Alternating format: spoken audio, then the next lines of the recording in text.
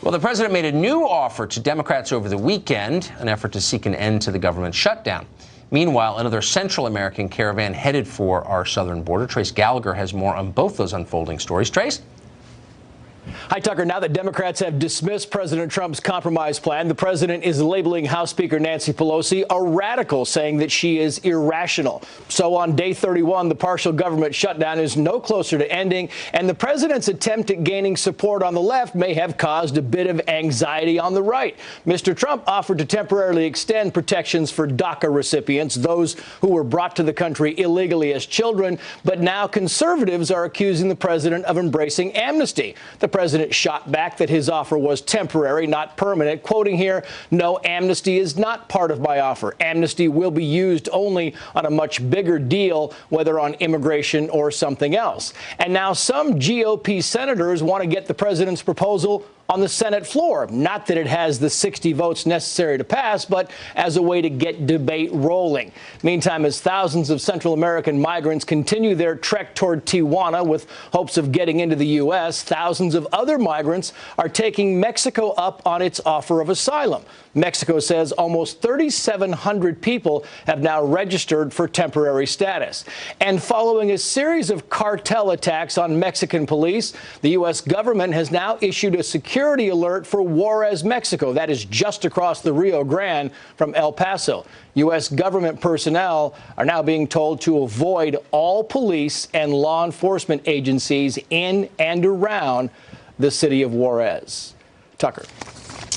Amazing. Trace Gallagher, thank you very much for that. Yep. Well, the administration has warned that dangerous elements from across the world could be sneaking across the Mexican border into the U.S. The geniuses in the press corps, of course, scoff at that idea. It's insane. He seized on a conservative newspaper report, itself with very vague sourcing, that prayer rugs have been found at the border. A racist innuendo that Muslims are sneaking across the border, that's literally a plot point from an action movie. When he says that Muslims are asleep, what is that saying?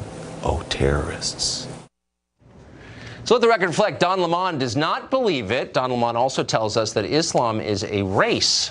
Rush to your dictionary after this segment. But what's the truth, more pressingly? Buck Sexton would know. He's a former CIA analyst, currently with the Hill newspaper. He was just at our southern border, and he joins us tonight.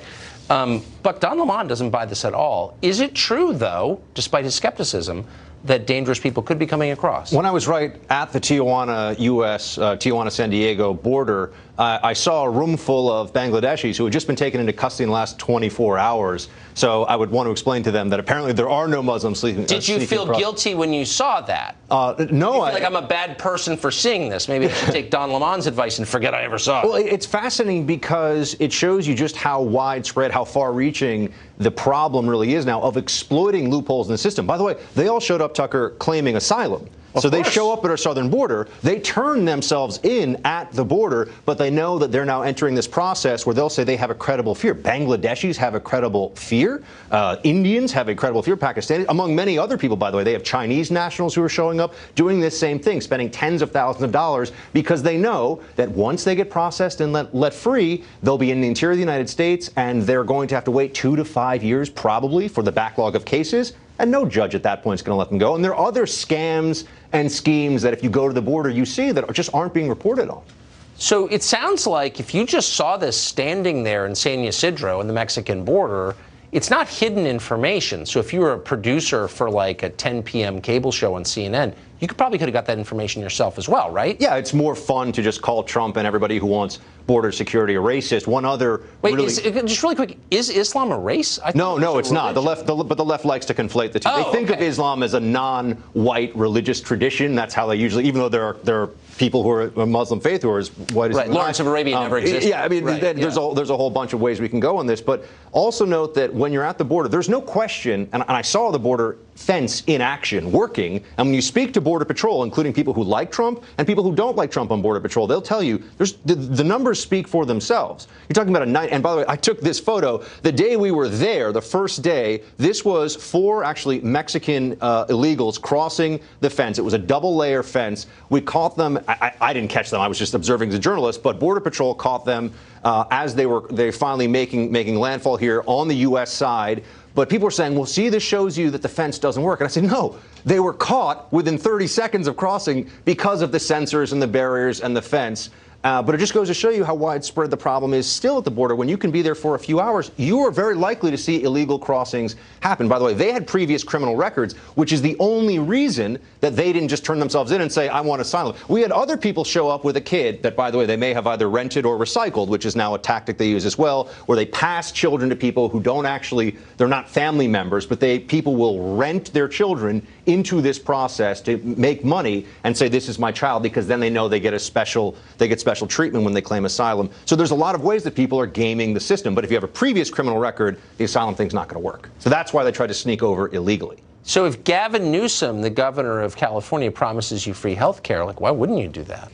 Well, I wouldn't do that. Until the incentives change. And I would also note the state of California is openly hostile to border enforcement. And the state of California, and you speak to Border Patrol about this, and they're just, and these are guys in California, you'd think they're doing a job that people would be supportive of. California made it so that you couldn't have any California contractors involved in the upgrades of the very effective border fence, by the way. You had to get a Texas contractor, which costs just more money because they had to relocate, because California doesn't want anyone to have a hand in securing the border. It's just nuts, and people should know what the loopholes and the exploitations are. Buck Sexton, so interesting. Thank you for that. It was great. Good to see you, Tuck.